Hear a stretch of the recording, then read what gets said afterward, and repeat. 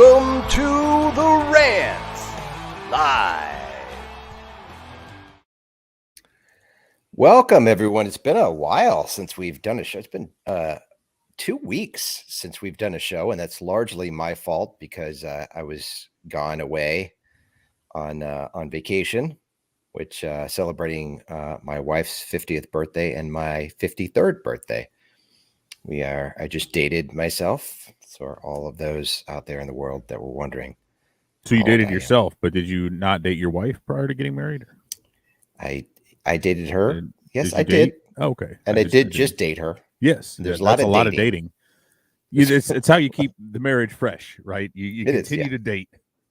You date yourself, date your wife. I'm not sure she appreciates all my dating. But is that like the line from Indiana Jones and the Raiders of the Lost Ark, bad dates? The monkey died from bad dates. Anyway. Yeah. That's one like two of our viewers will get. Yeah. Here we go. We're back. We are back. We never really left anywhere. We were just kind of, I was just kind of traveling around doing some things. But nothing much has really changed with the Cubs, unfortunately. They are currently 11-16 in the month of May, going for hopefully a 12-16 record if they can pull off the win today. If they could score some runs, it'd be nice. And I looked back, and so I'm going to ask you this question, Evan. When do you think the last year they had a losing record in May was? The last year the Cubs had a losing record in May? Well, I know they were good in May last year. And they were really good the year before. Yeah, so that would be 21-20. So 20 obviously didn't play. 0-0. So that's a 500 record. Yeah. Right. 19 they weren't very good, but I still feel like they were above 500, right? I mean, when do we go? Let's go back. I'm gonna say, and they were probably over 14. 2017. If you can remember back to the way 2017 started, it did not start out very well, and they went they went 12-16. Wow. In May of 2017. I was surprised to see that, but then it all kind of came rushing back to me. Yeah, I guess, and 17 they had that World Series hangover. Yeah, and then that everybody talked about like incessantly until they made the NLCS, and then it was for the third year in a row. But yeah, they did. And now that you say that, and it was weird because I just kind of thought of that as. Actually, I kind of don't remember that season very well in general because it just, in comparison to the previous two that were so fun, that one was just such a slog. It's just like, just getting started. Won, yeah, getting started was just a kind of a rough. Yeah, and then they picked it up and they were fine, but I think that personified that team maybe so well as that whole. And they even talked about it now that I'm thinking about that. Like there was so much talk at the time about it's cool, don't worry about it. We can put our foot on the gas whenever we want. And I remember sitting there thinking like, and I talked to my son about this a lot about like learned helplessness and that sort of thing is when you just, you hang back, it's cool. We can turn it on when we want. But then when it comes time to do that, and then you realize like, oh shit, we can't really turn it on when we want. And they were able to, late in the season, but then that same mentality, when that carried over into 18 and 19, we saw that going to where it's like, no, it's cool. Don't worry about us. We'll be fine.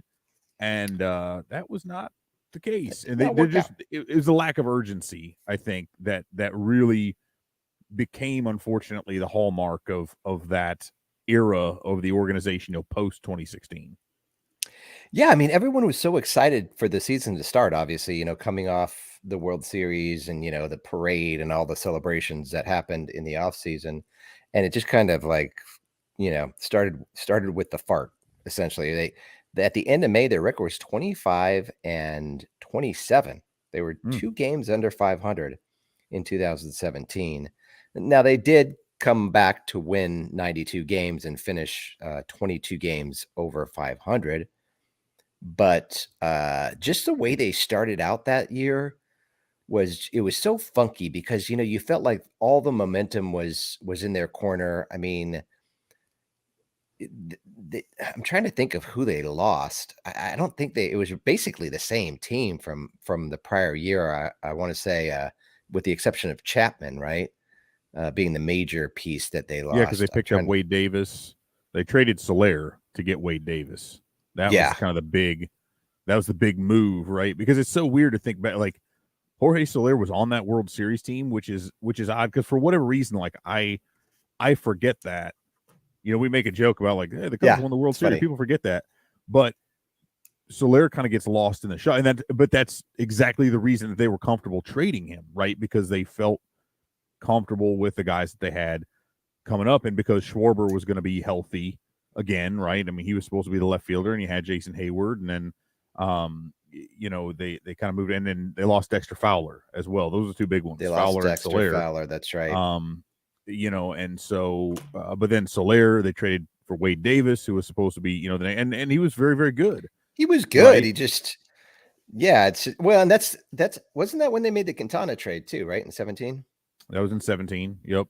And that was, and they kind of jumped the market on the trade deadline, which is kind of interesting. We got a question here, and there's an article I just wrote. It's not really an article, right? It's just a little post or whatever that I wrote about some of the names that John Heyman was throwing out there, and so you kind of wonder, like, when you're buying, a lot of times it makes sense to sort of jump the market and try to get out there in front, and that's what they tried to do with Quintana, and it certainly started out really well. As he got to face the Orioles or whatever, and got like 12 strikeouts that first game, and it looked great. But there again, that was one of those moves that clearly in hindsight didn't really work out all that well. And really, when you start looking at what happened post 2016 with the acquisitions that they made, many of which kind of felt like they were done out of desperation. That they had to get a closer, right? They had to get a number 2 starter, and they were willing to overpay for those guys, whether that be for a limited amount of time or whether it was just that it was that they were paying for a need versus really going after a really good fit. And admitted, the Quintana thing looked good on paper at the time if he was going to be a number 2 starter. And he was like a number 4 or 5. I mean, it looks worse. That always felt like a stretch to me, like what they gave up. It felt like they should have. Who's the pitcher that went to the Red Sox from the White Sox? Chris Sale. Chris Sale. It felt like for what they gave up, they should have gotten Sale in return. And that's where you look back and you're like, man, could you have gotten Sale for that? I mean, what else would you have needed to include to get him? Because he's way better than Quintana. I mean, he was way better before, and he's way better after. Of course, he had some injuries he dealt with, but okay, so we don't need to relitigate that. Yeah. We could go on. Through all that. We could spend a whole show talking about 2017. I do think it's worthwhile, though, and we talk about that, and we are entering, now that we're on the cusp of June and looking at, hey, this team has now dropped 4 in a row. It's evident at this point. I mean, if it wasn't before, right, it's very evident now. And I think we talked about this, like, if they don't go out and gosh, it looked like they were going to just cream the Reds, and then instead they crap their pants, and then now they're at 4 games. They've lost 4 games in 3 days. Things are not looking pretty at this point, and they've lost 4. So what have they lost? 6 in a row now? Oh no, I'm sorry. They beat the White Sox. No, they beat the White Sox in the first game there. I already thought they got swept by but that's the one game they won in their last 6. 3 in a row. They're 1-5 in their last 6 games. With a day off in there, but they had that doubleheader. Not only that, but they had the extra innings game on Sunday. They are now cycling through the back end of that 40-man roster, and again grasping at straws, calling guys up, and now we've got all these rookies making their debuts, which is great. But now we're sitting there going, dude, there's a lot of people like Clint Frazier's coming back up. David Bodie's Frazier is already back up. Bodie's about to be back up. Hayward is back up. who else am I thinking? Horner's back up now. There's a bunch of guys. Nick Madrigal's tell you, come back up. There's a that lot of people that still have to come back.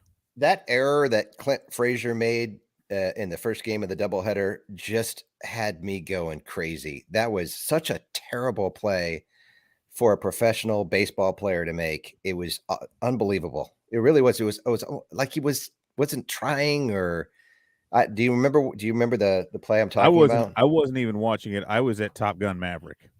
So it was just a ball got by him, and it just it I don't know. It set with me wrong, and then he started the next game. So, but I thought it was interesting that Ross put Happ in for him right after that had happened, and I don't know if it was kind of to shake him up a little bit to say, "What are you doing?" It's kind of like he did that with Schwarber. That happened with Schwarber once. Yeah, that's a couple years back, right, where he just had kind of a half-ass effort, and it was like, "Nope, you're out now." And then and then he was right back at it. But dude, it felt that had all the feel. I was like, okay, it feels like they want to give Frazier as many reps as possible to showcase him, because he's absolutely now. Granted, but that's another guy where I'm like, okay, do you try to trade him because he's so cheap that you can get value in return, or do you say, well, he's still under club control and he's so cheap that it makes sense to hold on to him? But he's look at his numbers though, are terrible. Yeah. Well, and I have a lot of concern a couple different ways, right? A lot of my concern right now is that they're going to hold on to all these veterans who have zero hand in the future whatsoever. There's nothing you're going to gain from that. And a lot of people are like, oh, maybe they can get, like, teams aren't going to trade for Jonathan VR and Andrelton Simmons, right? That's not going to happen. You're not getting anything. At best, you get cash considerations, maybe a player to be named later who will end up being nothing. Because they're just going to wait. We're not going to trade with you. We're going to wait until you inevitably DFA that guy, and then if we want him, we'll pick him up on waivers. Yeah. None of those guys have any portion of, I mean, again, Bodie's another one. That dude hasn't played in forever. I don't see where the value is, but I'm afraid that we're going to see Velasquez and Morel and these guys get sent back down to accommodate these veterans coming back from the 40-man from the IL, because they don't have enough space on the active roster, and that now we're going to have this whole, just this roster glut of a bunch of guys. Because, like, if they're going to suck, I would at least like to see them suck with some exciting young players who fans feel like could potentially be part of the future, or who at least, Chris Morel, there's not a more fun player on this roster to watch. Like, every moment that he's out there, he's got the big smile. He's energized. He's gesticulating. I mean, he's just going, getting everybody pumped up. He's having fun, right? Which, God bless him for being able to do that with the way this team is playing. David Bodie is a great guy, and great story, but there's nothing about David Bodie being on that field that's inspiring as a viewer of the game, right? But I'm afraid that watching him and Madrigal come back, I've never been a huge fan of David Bodie. I'm going to be totally honest. I just for me, it's backlash against all the people who thought he should have been the starting third baseman, like in this second, like, get rid of Chris Bryant and start this guy every day. Like, do you know what you're saying? Yeah. No, you saw the big home run against the Nationals. You've seen the big hits. You're like, that guy's clutch. He should play every day. Yeah. Well, his lifetime ERA or lifetime average is like 220 or something. Yeah, it's not good. Yeesh. He has his on base percentage isn't good. It's blah blah blah. But yeah, I'm with you though in terms of what the Cubs are going to end up doing. I think this represents a lot of opportunities for the prospects that are in the system. I think really what it's representing is that opportunities for is these prospects who are maybe not top prospects. I mean, I think Velasquez is the 16th ranked prospect according to MLB Pipeline. Morel is, where is he? He's 21st.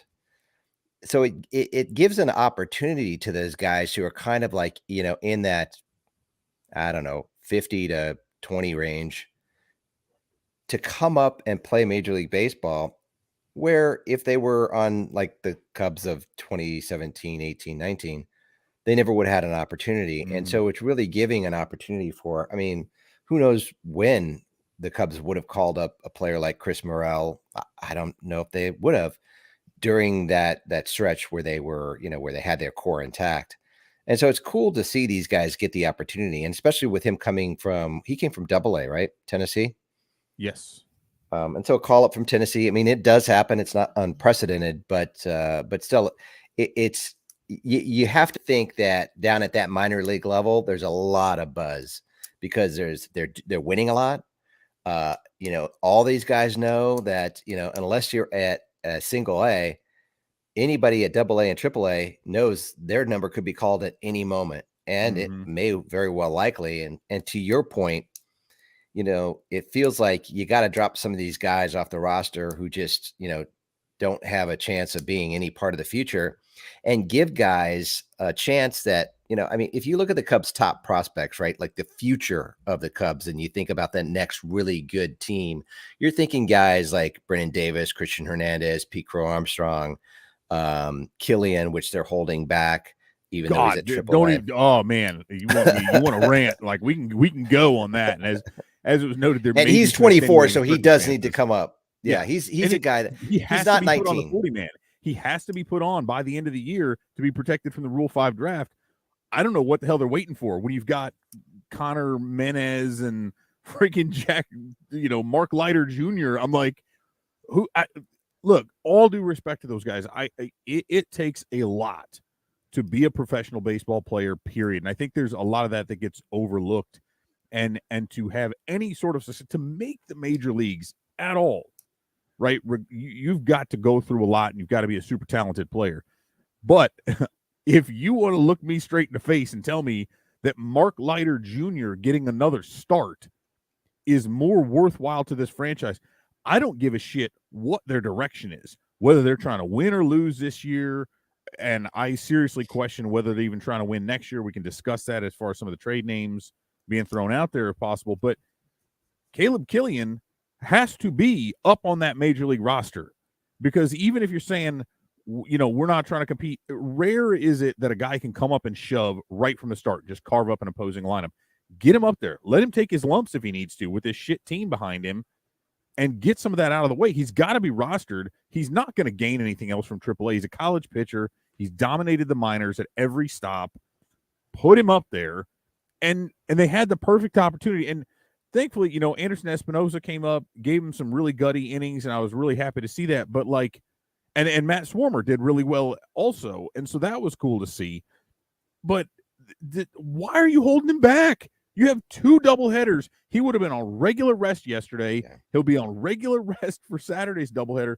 It is that part's beyond me, and there's nothing anybody can tell me that would explain, really why he's not coming up. It's silly to me, and I'm bothered. The only thing you could possibly think is that, I mean, they say they're developing him, but which I don't know still, is that they don't want to start a service time clock. But that doesn't make sense for a pitcher. That makes no sense for a pitcher. Yeah, because he's 24 years old. I mean, he's not. Yeah, right. You've only got. He's not going to get any younger. You've only got so many innings in that arm that you can trust, right? You need to. When a guy is ready, a pitcher is ready. He needs to be up immediately, because you can't tell. It's not like a hitter, where if this guy could be in the league if he's a top. We're talking top prospects, right? Like he's their best pitching prospect. 10, 15 years. If you're talking about Brennan Davis, right, and I can understand why they left him down there to develop, and why you would do that with the service time, although he's injured, I guess coincidentally enough, or ironically enough, if you're Alanis Morissette, and I heard that song earlier today when I was getting my hair cut, so that's why it's on my mind. But with Killian, or where are you getting your haircut that's playing Alanis Morissette? We'll talk about that later. Great clips, baby. It's right around the corner. I'm a big spender on my hair, but you can't, like, pitcher service time considerations go out the window for pitchers, because you can't just let them languish, and then you find that those innings just get wasted, right? You end up with somebody like freaking Braylon Marquez, who who knows if he'll ever pitch. I know he's and that was another thing if we wanted to talk about pitchers and weird things that they do with pitchers. It's like they're bringing up these guys who I guess maybe they're guys that they're. And at this point, it's so hard to keep track of who's on the 40-man and who was called up, to cover for somebody who's on the non-designated IL. I'm not sure. I don't know. It was Swarmer. Was he put on the 40-man? I don't think he was.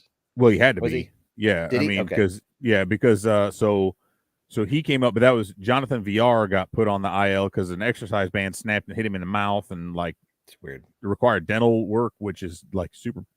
I don't even like thinking about that, man. That's super painful. And then, but then Anderson Espinoza was already on the 40 man because he's been around forever.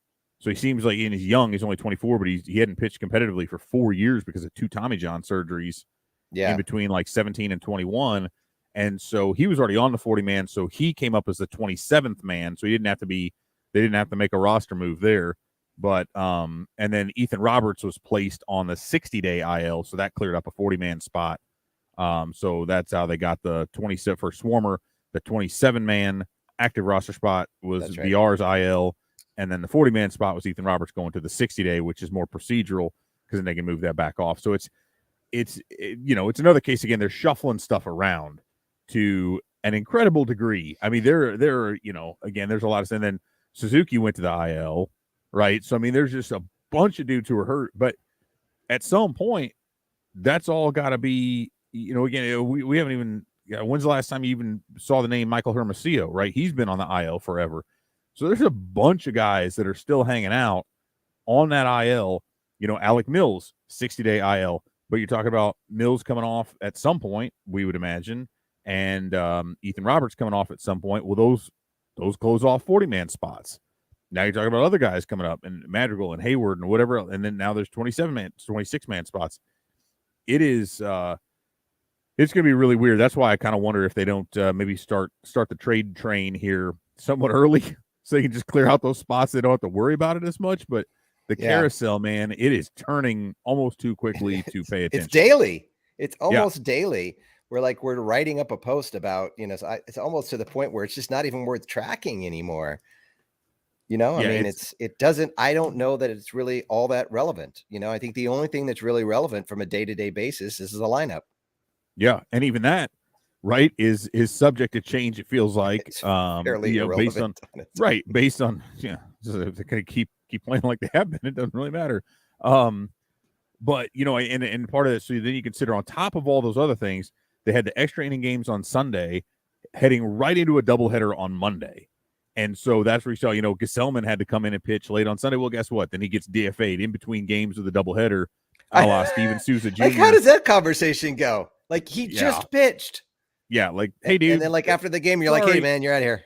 Yeah, because they needed a spot, right? But that's the thing. They needed, and that, I guess that was where, and I missed that in the conversation about the other ones, and that's where they needed another spot. Like, they got to keep, because they brought Brandon Hughes back, who had just been sent back down, right? You're right. I mean, when you're DFAing all these guys, and they've already had a couple players picked up off the waiver wire so far this year, it's going to continue to happen if they keep DFAing players. You're right. Why not just start trading people? I mean, whatever. At least you're going to get something back. And I understand if a player hits the waiver wire, you always have an opportunity to try to work out a trade. But it doesn't seem to make sense to be letting all these players go or DFAing all these players where teams actually have the opportunity to pick them up for, really on the cheap or for nothing, basically. Well, and if it's a player who is not even good enough to really be picked up, if you DFA them, and I look at like nobody's going to swing a trade from Mark Leiter Jr., right? Nobody's going to exactly give that up. But if that's the point, if you're like, hey, we've got better pitchers than this, and I don't even better. Again, I want to say this the right way. Not that I would assume that Mark Leiter Jr. is tuning into this podcast, but that's not even being disparaging to him. But like, he's not a core piece of a future pitching staff for the Chicago Cubs, right? Like, I think everybody can agree on that. And I think all things considered, he probably doesn't want that. He would probably love to earn himself a spot.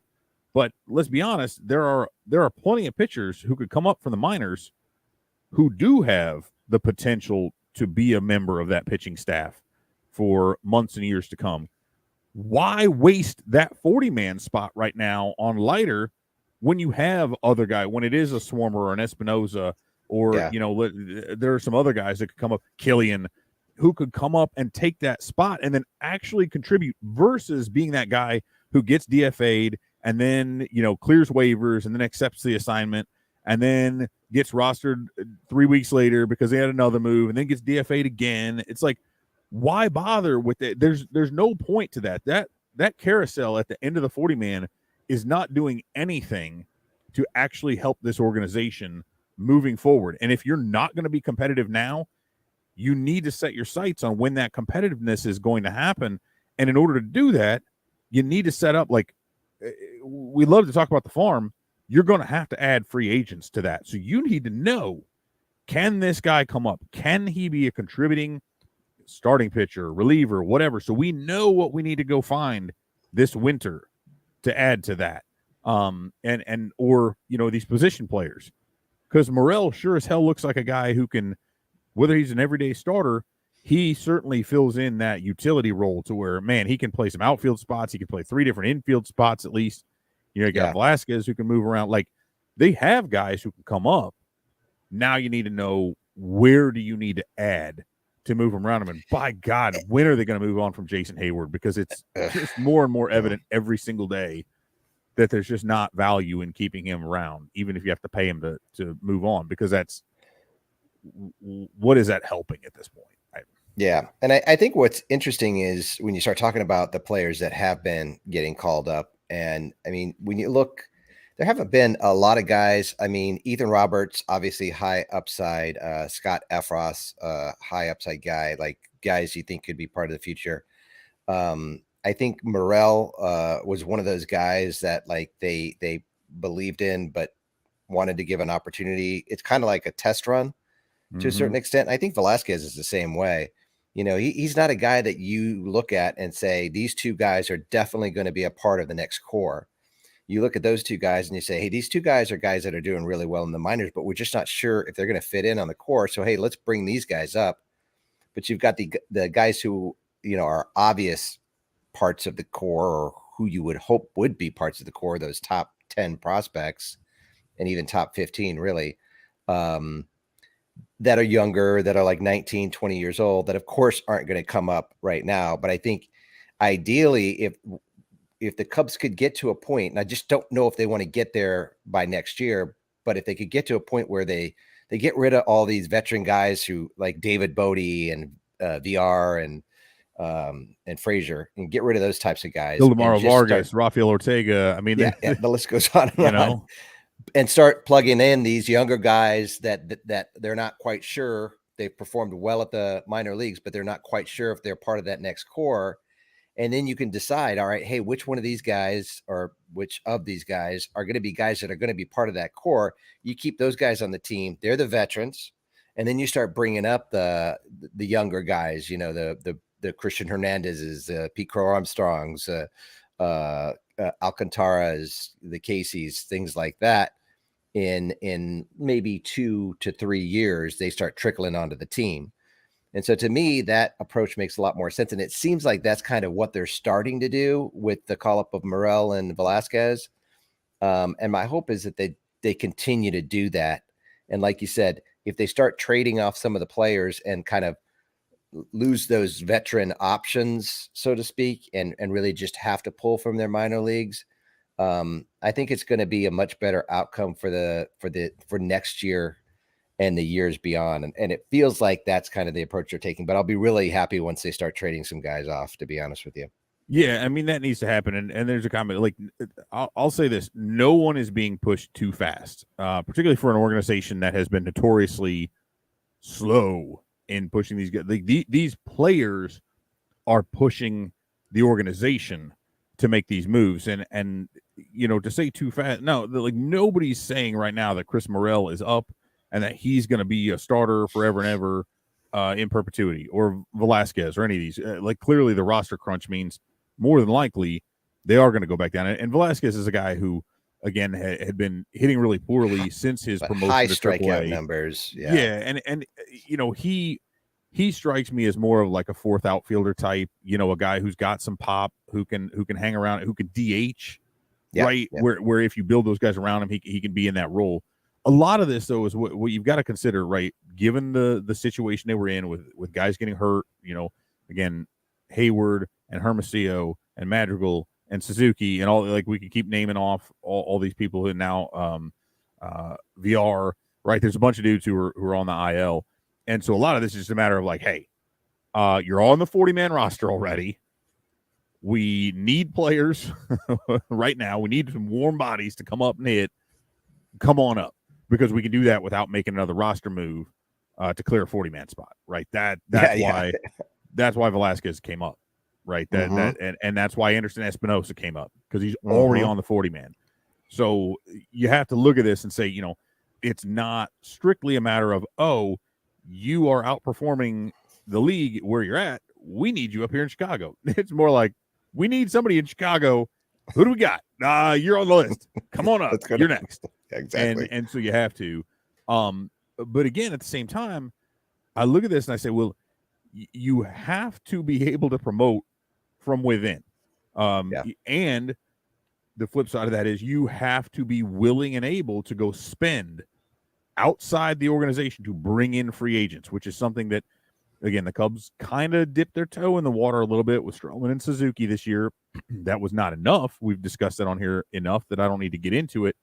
But the question then becomes next year, when even more money falls off the books.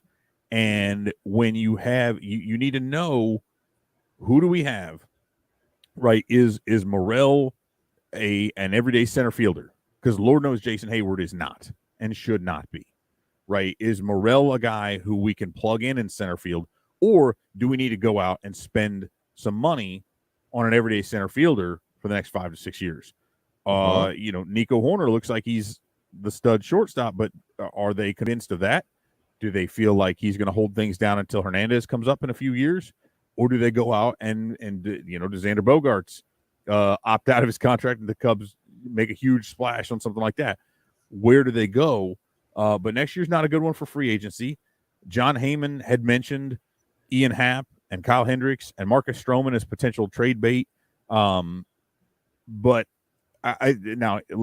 first thing I want to say is I think Heyman was just, for lack of a better term, talking out of his ass. Like he was just saying, you can't names. really listen to him. Yeah, he just talks because he has a job, basically, right. and it's his job to talk. Right, and especially with him being New York based and everything, and I know because his podcast through Odyssey, which owns 670 The Score, so he's on there all the time, and he's constantly just dropping that. Now, Contreras is another one, but here's the thing: Stroman, I could kind of see, although there again, his deal is for long enough that he could usher in a new era there. Hendricks is kind of washed. I don't think he brings back much with him being owed $30 million. The way he's pitching now, I don't see what that brings back. But the one that really bothers me, maybe like a 5th or 6th rounder. Yeah, like maybe. The one that really worries me, though, is Ian Happ, because he's still cheap, he's still under control, and he's hitting really well, and he's always been an above average. He's been inconsistent at times, but when he's on and he's healthy, he's very, very good, and he's established himself as a solid left fielder. Yeah. If you're moving on from Happ now, like that, again, any two of those, like Contreras is as good as gone. I think we can agree on that. Yeah. But if you move any two of Hendricks, Stroman, Happ, that is, to me, that's a signal that they don't intend on competing next year either. Because I don't think they do. And that's what I'm saying is I think that next year needs to be a transition year where they've got a lot more guys. They get rid of all these like worthless veteran players that they have on their roster right now. And they go with the young guys, and they even maybe start bringing up some of the real young guys. But I mean, you could see one name that pops out at me is Alexander Canario. I mean, he's on the 40-man. He's at AA. He's not doing real well at AA. He's batting under 200 right now. But that's a guy who he's on the 40-man. I think if he was doing maybe batting at 250, you might see him come up.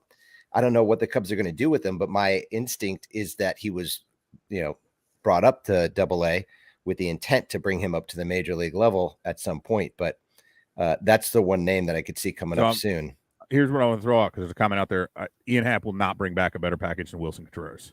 Absolutely, yeah, that's ridiculous. That is, Wilson Contreras is a premium elite position. He's the best offensive catcher in baseball. Yeah, Happ is, again. But here's the problem, right? As everybody talks about packages, everybody talks about what they're going to bring back.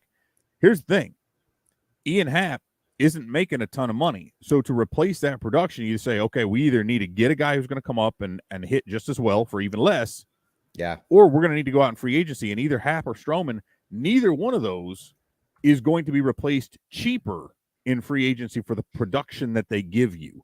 And I think that's what you've got to look at is what do they produce. But that's what you're talking about next year, right? Right. And that's what I'm saying is you trade them, you're either saying we're going to punt that next year and we're not concerned with replacing their production, or at least not all of it, or you have to replace it in free agency. So you either replace it from within or you replace it from without, right? And so that's where that goes. You're not getting a better pitcher than Stroman for less money than what Stroman, and not in free agency, right? Unless you're going to swing some kind of a trade for a guy who's immediately ready.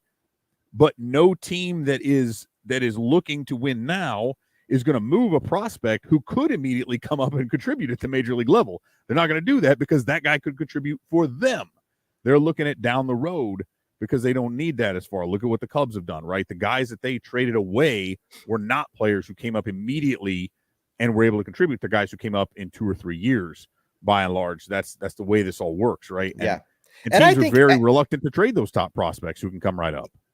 If the Cubs are trading now, I think that I would expect that any trades they make this season to bring back some really young prospects. Like you said, not guys that are anywhere near the major league level. I'd expect them to be about as young as they get, which is similar to what they did last year, right? I mean, most of the guys they got, not all, were young, were 18, 19 years old. So I would expect them to continue to do that, but because what you want to do is you want to be backfilling, as much as you possibly can. And they'll do that with the draft this year, and they'll do that with the draft next year, because I got news for you folks. Things are not getting any better. And, you look at I looked at where the Cubs rank in Major League Baseball, runs per game. Their offense actually isn't that bad. It's league average about, they're scoring about 4.3 runs per game. Now, of course, there's a couple big 21-run game and a 9-run game mixed in there. So they're a little bit below league average if you toss those out, but it's their ERA, it's their pitching. They've got the 7th highest ERA in the league, and that's not because of their bullpen.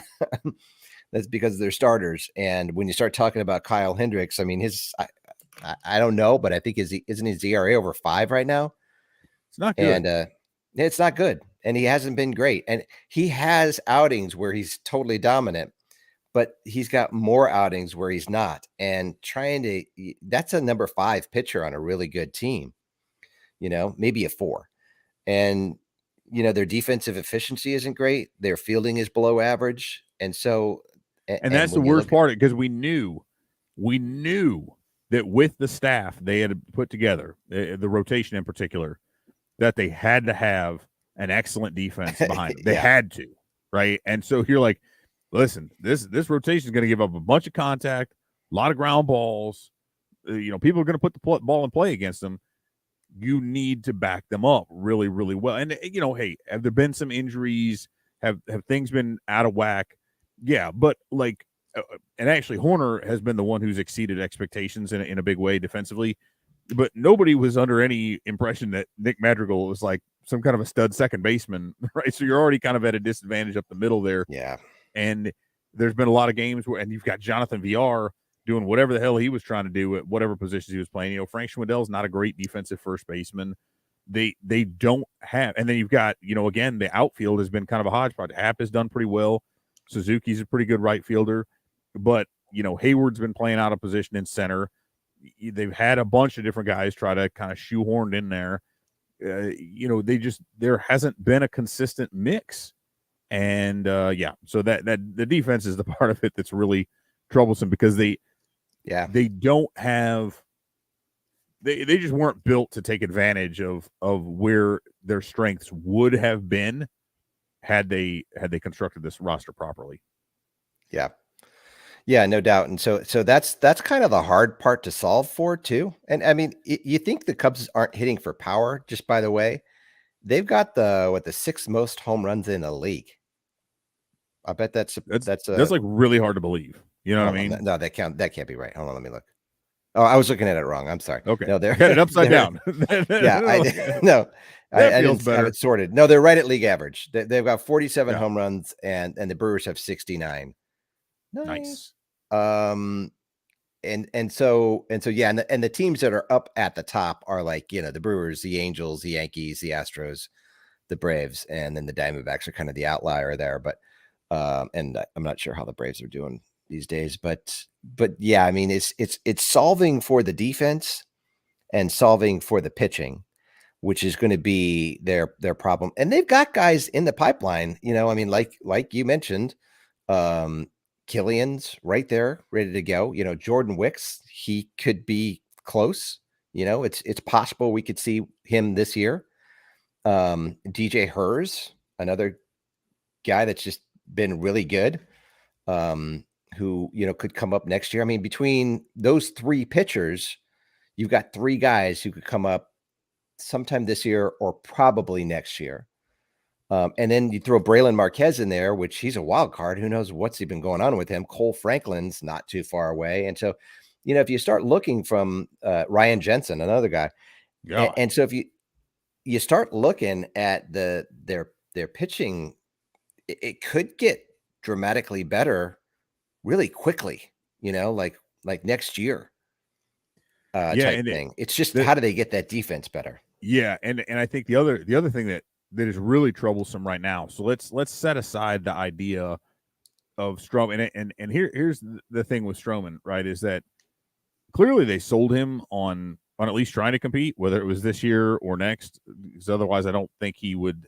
I know he's excited about Chicago, and certainly there are some deals that are made just for money, but he could have gotten more money somewhere else.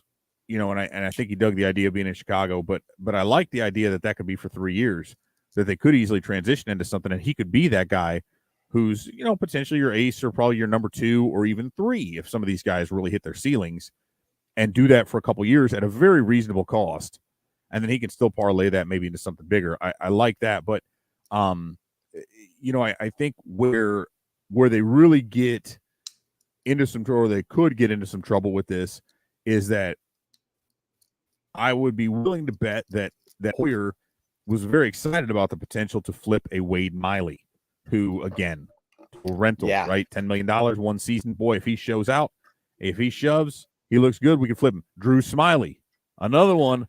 But guess what? Both of them are hurt now. And so the window is closing on will they be healthy enough, and because they both look really, really good at times. My fear was that Smiley was falling back down to earth. I mean, the dude had lost a ton of games in a row or no decisions, but he had at least been pitching well, and Miley was looking pretty good. And I think that was the thing, because you had zero commitment to them. They weren't, there was no chance for those guys to be part of a future. But boy, if you could flip those for somebody, and get back the kind of. Yeah, it does seem like the Cubs kind of, you cut out there for a minute, so I just started talking. It does seem like the Cubs kind of have Jed Hoyer got the, tried to get these like 1-year deal guys and a bunch of guys who they were hoping would perform, more veteran players at a higher level on the cheap, that they were hoping they could flip. And it looks like that may not work out real well. And I think that's what you're saying. Yeah. And they're just going to be stuck with these guys and a crappy team. Or you have to move them for nothing, like cash considerations or whatever, which whatever. It's going to open up spots for some of those guys that you had mentioned, and again, I while I'm a little bit pissed, and who knows, maybe Smiley being injured, maybe now they'll have to call up Killian for Saturday's doubleheader, even though they said they weren't going to. But Killian's going to be up on the roster for the second half. I mean, he's going to have to be, right? They have to roster him by the end of the season. It would be incredibly stupid to me not to have him up there. He will be up with the team, if not for the whole second half. For a good portion. I thought it was very interesting that David Ross even attempted to give an explanation as to why they weren't recalling Killian, versus just kind of a no comment where, we are where we are kind of thing. Like, he actually kind of got into like, oh, we're trying to develop him a little bit. I was a little surprised by that. Yeah, it's a little like, you're trying to develop, like, what have you got to lose? I would get that if again, if we were talking about a competitive team that didn't want to develop this kid on the fly, right? You say, well, we just don't have room. We've already got our 5 starters. We're good. but you don't. First of all, you don't have a solid rotation, and in terms of either it's in flux because of injuries and performance and timing, and you've got those double headers, so you could have a 27th man and at least just look at it like a reward promotion. Come on up, man. And again, Swarmer did really well with his shot, and Espinosa had a really good one filling in for an injured Smiley, right? So I mean, they made that stuff work, but that part, and again, there'll be time for that. They'll have them come up. I just, my concern, and I continue to say this, is that it would be, again, it's one thing to say that it's not a rebuild, which is a lie, but again, it's one that I can kind of stomach because it's just an issue of semantics: rebuild, reboot, restructure, whatever. But where I continue to be really, really peeved is that we were told point blank that the front office, that the organization will have the resources, the financial resources, to build a competitive team, to build a winner. We want to win now. They'll have the resources. And that was a complete lie. And there's not a way to get around that, because they didn't have those resources, and they aren't intent on win. They weren't truly trying to win.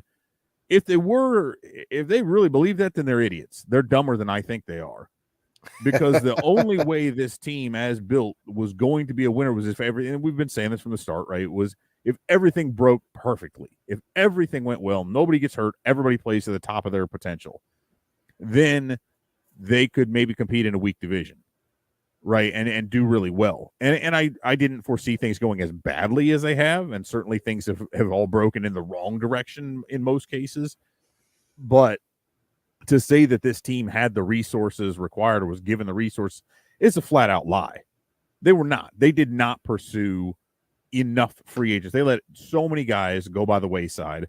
I look at a Carlos Rodon, who's just absolutely been lights out, right, for San Francisco. What do you sign in Chicago with the Cubs? I don't know, but I don't even think that's something they really pursued, right? They just didn't. They didn't go out and do enough. At no point was this enough.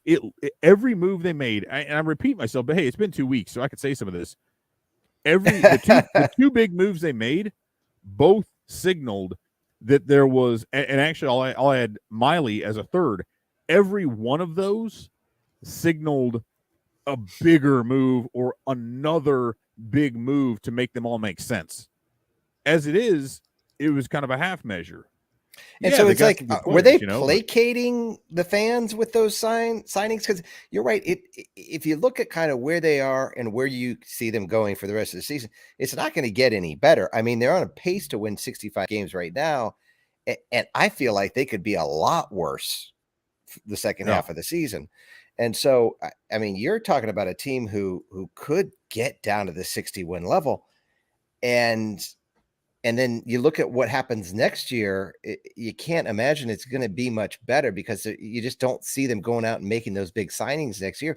Maybe they do. Maybe they do. Maybe they go out and they dump Hayward and they sign a couple big name free agents, and I don't even know who's going to be a free agent next year. And they try to fill in around them, and they have a plan on their big whiteboard of how it all fits together, and we just don't see the big picture right now. So maybe it does make sense and something happens next year, but it sure does feel like next season is going to be, an 80-win season at best. Yeah, and that's the part. Like I said, it's, if they're being and clearly they can't totally be honest, because they want to sell tickets, which has not really worked out very well. Really. And you got to say, but it's like, but don't come out and say. I mean, to me, typically the semantics involved have at least left room for, again, as I said with Hoyer. But when they sit there and say, we've got the resources, we want to win right away, we don't want to go a couple years and suck and try for this top draft pick. But that's just not true. I mean, that part's just a flat out lie, because you're not going out and spending. Like you didn't put out the kind of money that would have been required for Carlos Correa. And if you look at the Twins, who were leading the NL Central after a down year, right? The Twins didn't have to go through. I mean, look, the Twins have had some down years in between, and certainly they were not at the Cubs level for that period of 15 to 17, and we could extend that through. even 2020 if you want to, because they made the postseason. But the Twins turned things around pretty quickly. They made some big moves. They went out and did that some had things, something to do with signing Carlos Correa. Yeah, oddly enough, right? Like there was that like big move. Everyone was like, "What? Why would he go to the Twins?" Well, meanwhile, they're in first place because moves like that and players like that build momentum, have people buying in at all levels of the organization, but particularly at the major league level. And it builds confidence in the team, right? Because the team sees management doing things, making moves that make sense, that say, we want to win now. And I think you're right. Where it comes to the moves the Cubs made, if I'm a player on their big league team, I'm sitting there saying, all right, there's going to be another big one, right? We're waiting for that Carlos Correa trade or signing, I mean. And that just didn't happen. And so it was like they lit the fuse, but then it just kind of went down and it just fizzled out. Well, and that's it. So the other thing comes down to, we can talk all we want, right? And there's some sidebar stuff going on. I will say this about the bullpen, and what's funny is, we talk about all those pitchers all be around, or what. If the Cubs have done one thing really, really well over the last 10 to 12 years, it's being able to assemble a bullpen out of scrap paper and bubble gum every year, right? It is helpful to have some of those guys stick around, but I go back to, we can talk about Christian Hernandez and PCA and Caleb Killian and Jordan Wicks and all these guys coming up, but you can't look at, and I'm not indicating that you were, but I'm looking at this big picture. You can't sit there and say, well, hey, once these guys are ready, once Crow Armstrong comes up, once Hernandez is up, then that's going to be our next competitive core, because we're going to go. You can't depend on one of those guys. Could have an irreparable injury. One of them could just fall off and get a case of the yips and be done. Whereas somebody like a Correa or again, insert big time free agent here, you plug that guy in, he is in that spot. Now you know what you can fill in around that, and you can also, you don't have to depend on this prospect continuing his development and being that dude who you would hope to God that he would. Now, Crow Armstrong's a little bit different because his defense is absolutely a scalable skill that even if the offense doesn't continue to ramp up and maintain what we've seen, which is this torrid pace that's way better than even the most optimistic of us believed, the defense is such that you could plug him in center field. He's a better defensive player than Albert Almora Jr. was, and the thought was that Almora was going to be this stud defensive center fielder who could develop some pop. Well, we saw what happened there, but Crow Armstrong is a guy who could put out there and be your, Billy Hamilton-esque Gold Glove style center fielder. And if the offense even maintains a shadow of what he's showing right now, that's a dude who plays every day, and he's the everyday center fielder, potential leadoff type or number, maybe he's like even your 7, 8, 9 batter. Who cares? But everyday player, you plug him in there. That's what I like about him versus some of these other guys. But again, you can be a great shortstop, move you over to second. You add some bulk, move you over to third, or Correa gets older, you move him over to third, whatever. But unless and until they get that player or those players who you plug straight in, you're in left, you're in right, you're in center, whatever, every single day, now we know where we can move these guys around you or who becomes expendable in a trade. That's the part that's tough, because otherwise it just doesn't make a whole lot of sense. It's that's where I struggle. I struggle to find out, is Miguel Amaya going to come back and ever be that catcher? Is PJ Higgins an everyday guy? I mean, Gomes and Higgins, not a bad duo, especially if the team isn't meaning to compete. You trade Contreras, and if they're not meaning to compete next year, then there you go, and maybe Contreras wouldn't have been as valuable to them anyway. So it's tough. But at this point, the further things go and the more I see with it, the more difficult I see the path toward competitiveness, even in 23, and then it goes beyond that. So that's where I shake my head a little bit, because it's just that's not what people were sold. You know what I mean? Whether you want to be optimistic about it, whether you want to buy this plan, and at the end of the day, Chicago Cubs fans should not have had to endure this second rebuild. It shouldn't be happening, and that's where I come to. That's not what we were sold. You want to talk about not getting sold something, right? That's not what was sold in the first place 10 years ago, 12 years ago. I guess it's 10 now, and it's not what was sold this past year, but it's what's happening, and it's all unnecessary. That, I guess, that's my problem, and my problem is with people who are like, well, they had to do. No, they didn't. They did not have to do it this way. That's just utter bullshit. If you're buying that from them and you're trying to resell it to me, you're buying it from them wholesale and you're trying to retail this idea that the Cubs had to have a rebuild, that they had to do the things that they're doing right now. That's garbage. They easily could spend more money and could have been more competitive. If anything, it taught the Cubs, I'm hoping, that you can't hold on to your core, because if you do and you keep holding and you keep waiting and you keep waiting and you keep waiting, and then finally you have no choices. And that's exactly what they did. If they would have traded Schwarber at the end of 2016, I mean, I don't even know what they could have gotten for him, but it would have been ridiculous. I mean, that's they could have gotten Andrew Miller in 2016, right, and then they would have, if they had traded Schwarber for Andrew Miller in 16, then and again, we go all kinds of different ways. But if they had done that, then they don't make the trade for Chapman. They still have, so they still got some of those guys in the system, maybe. And then if that happens, then maybe something else breaks that way. Then they don't need to get Quintana. I mean, there's a lot of ifs and buts. You know what I mean? And there's a lot of things. But I think that's what they should have learned from everything that happened. Is that once you get those guys pitching, that are good, Jesus. Yeah, well, I'm not sure there's anything they could have done about that. Well, not have a really, really shitty organizational philosophy when it came to developing pitchers. That's what they should have done, because they had a very, very bad philosophy starting back in, again, we'll go 13, 14, 15. It was a bad philosophy. They had bad drafts. So everything from their player evaluation to drafting to developing pitchers was bad. And I've said that a lot. And the best pitcher they had in their system, they traded away. Yeah. And so you look at all those things, and then but let's say they even made all those same decisions, 18 through 19. What I'm saying, though, is that they would have had a down year perhaps, but they're the choice. You can't go back and change old choices, but they could have spent more money. They have chosen to reduce the budget the last few years when they could have spent more money. So, there's a comment in there. They could have re-signed a couple of those guys. Yeah, but it was like, it was one of those. You could have spent more money. It was one of those things where you get into the situation you're in, right? You keep trying to be cute and you keep trying to squeeze as much as you possibly can out of the situation. And then you find yourself where you don't have any choices left, right? And so I think that's what they were trying to do, is they were trying to get cute. They were trying to just sign guys who were just kind of these veteran kind of cheap players like John Jay and Daniel Descalso. There, that's for you, Evan. And and you try to get cute with this stuff and try to say, oh, we just need a piece here or there.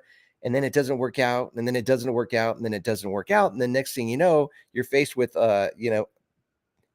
half your team, the entire core, terming out at the same time. So I think they're probably going to manage things a little bit differently with that. And that's to my point where probably why it makes sense where they're bringing up guys like Morel and Velasquez right now, because those are guys that they can start that clock now and they can get those guys moving into the system. I think they'd rather have that layered approach where they don't have the whole core of their team, that becomes a free agent at the same time. Yeah.